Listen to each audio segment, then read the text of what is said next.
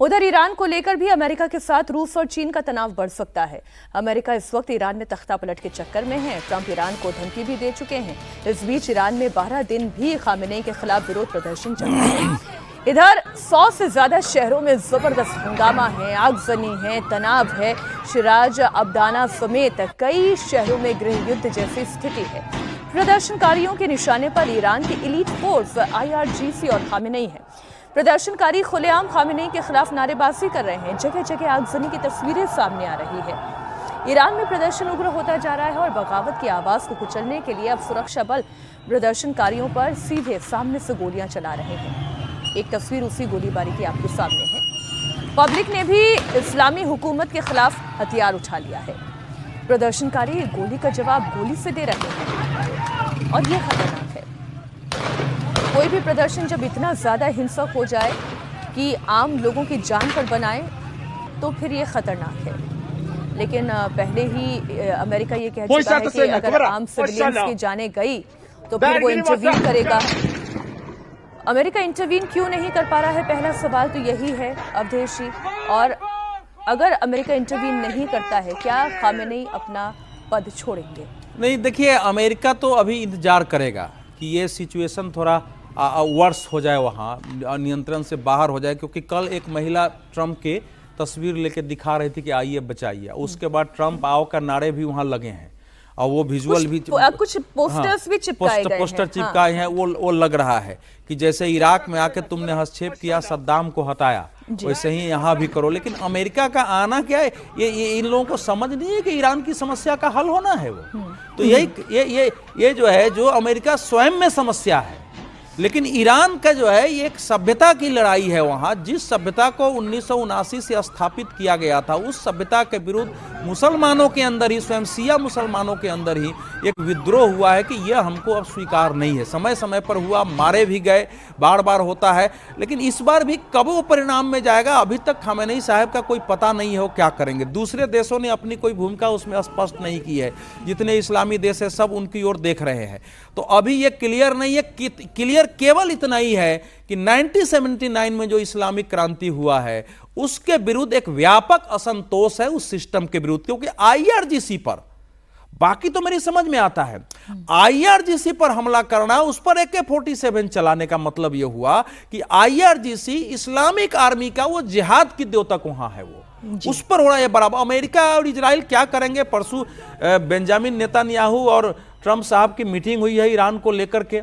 उस पर से अभी उन्होंने कोई बयान वहां दिया नहीं है। केवल ये कहा है कि अगर वहां लोग मारे जाएंगे तो हमको हस्तक्षेप करना पड़ेगा। तो वहां जो भी हो, लेकिन इस समय का सिचुएशन अच्छा नहीं है दुनिया को।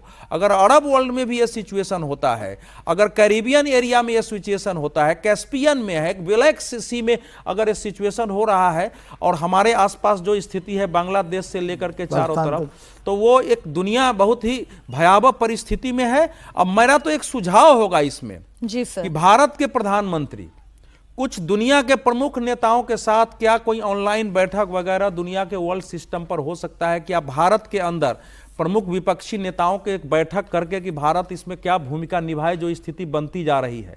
क्योंकि अब एक लॉन्ग टर्म तय करना भारत अलग नहीं रख सकता। वेनेजुएला क्राइसिस पर जरूर विदेश मंत्री एस जयशंकर ने उसमें अमेरिका को खरी खोटी सुनाई है, डायरेक्टली नहीं, लेकिन उसमें उन्होंने ऑपरेशन सिंदूर का भी जिक्र करते हुए कहा है। मैं जरा दर्शकों के लिए ये उनकी बात पढ़ देती हूँ।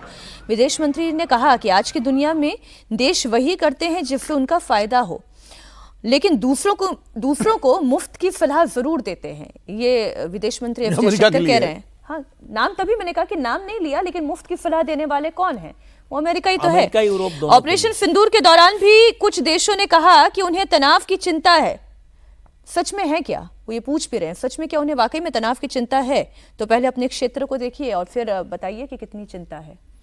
भाई, ये डबल स्टैंडर्ड है ना वेस्टर्न कंट्रीज का, अमेरिका का, यूरोप का, कि आप का जो मन में आए करिए। आप इराक में घुस जाइए, आप कुवैत में घुस जाइए, आप जो है अफगानिस्तान को बर्बाद कर दीजिए, सीरिया में घुस जाइए, और बाकी जगह आप उपदेश दे दीजिए। सरमन, आप सारे न्यूक्लियर हथियार बना लीजिए, जखीरा तैयार कर लीजिए, और भारत अगर परीक्षण करता है तो आप प्रतिबंध लगा दीजिए, या जो शांतिपूर्ण का कार्यों के लिए। तो ये जो पूरा है, और इसी डबल स्टैंडर्ड के कारण दुनिया में समस्याएं हैं ये जो दोहरा मानदंड है कि अपने उनके जो साम्राज्यवादी हित हैं, जो कॉलोनियल इंटरेस्ट आज भी है, चूंकि ठीक है 1945 के बाद डायरेक्ट कॉलोनिज्म खत्म हो गया, लेकिन आर्थिक जो साम्राज्यवाद है जो आज भी एशिया और अफ्रीका के देश भुगत रहे हैं, पश्चिमी देशों का अमेरिका के लीडरशिप में जो चल रहा है, उसके खिलाफ जब भी कोई देश या कोई लीडर खड़ा होता है तो आप देखिए कि कैसे पश्चिमी देश एकदम उसके खिलाफ हो जाते हैं।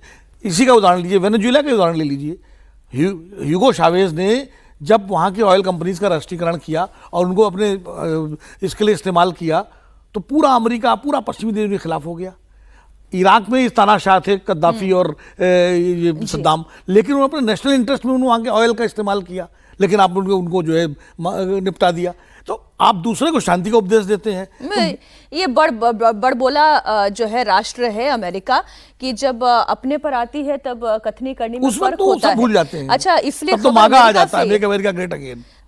लेकिन फिलहाल तो स्थिति यह है कि वहां पर डोनाल्ड ट्रंप, न्यूयॉर्क की ही खबर दे दूं कि डोनाल्ड ट्रंप के खिलाफ ही रिजिम चेंज के नारे वहां भी लग रहे हैं।